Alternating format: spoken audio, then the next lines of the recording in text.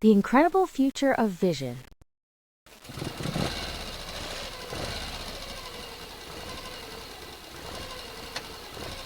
Close your eyes for a second. Now imagine keeping them closed. Not for a second, but forever. How would you cross the street? Read a menu?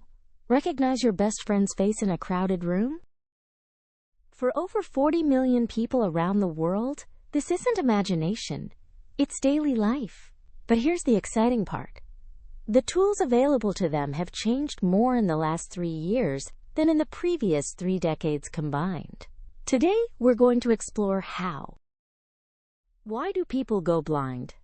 Before we talk about solutions, let's talk about causes, because understanding them is the first step to prevention. You might assume blindness is mostly caused by accidents.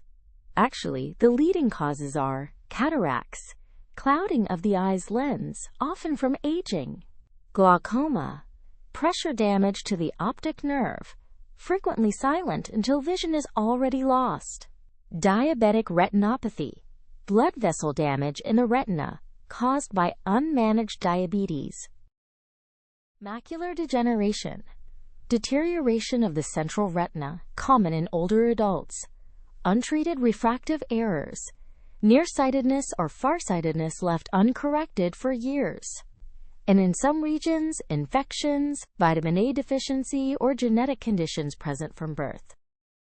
Notice something? Most of these are gradual, and many are preventable or treatable if caught early, which brings us to something you can act on right now.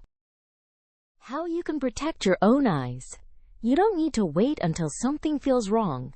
Here's what actually helps. Get regular eye exams. Wear UV protective sunglasses. Follow the 20-20-20 rule. Manage blood sugar and blood pressure. Never ignore sudden vision changes. Eat for your eyes. Leafy greens, fish, and foods rich in vitamin A and omega-3s support retinal health. Simple habits. Serious payoff.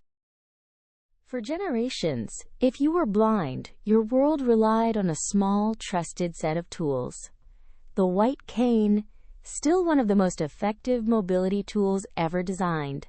Guide dogs, trained for over a year to navigate. Braille, a tactile reading system.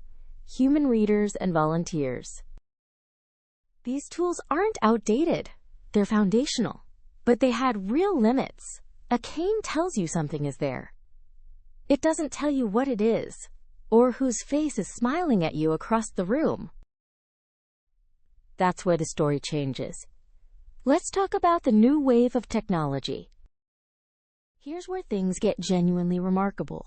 Between 2023 and 2026, assistive technology stopped being a slow trickle of single-purpose gadgets and became a wave of general-purpose AI. Number 1. AI-powered smart glasses. Picture ordinary-looking sunglasses. Built inside, a camera, a microphone, and an AI model that can describe the world out loud, on request. For the first time, the assistive device wasn't a conspicuous medical appliance.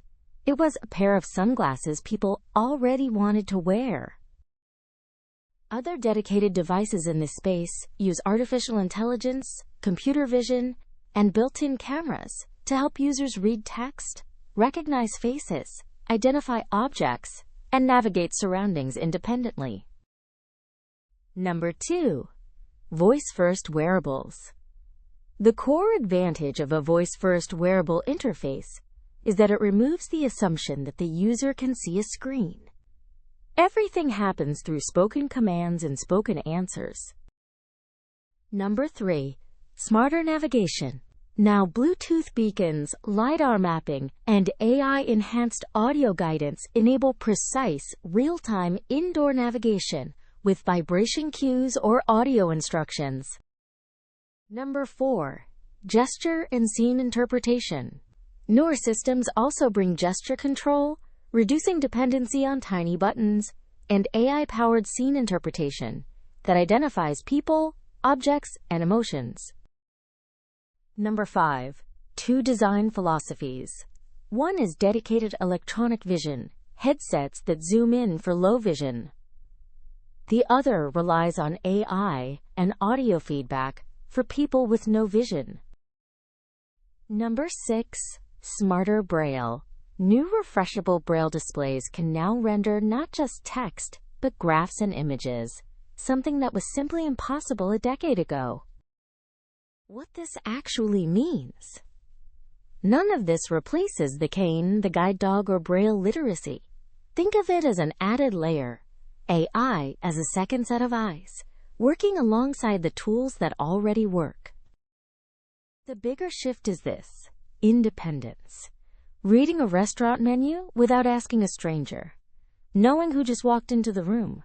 Crossing a street with more confidence. So the next time you see someone wearing sunglasses indoors, you might be looking at cutting-edge AI, not a fashion choice. And the next time you blink, take a second to appreciate it. Then go get that eye exam you've been putting off. Your eyes are your greatest gift.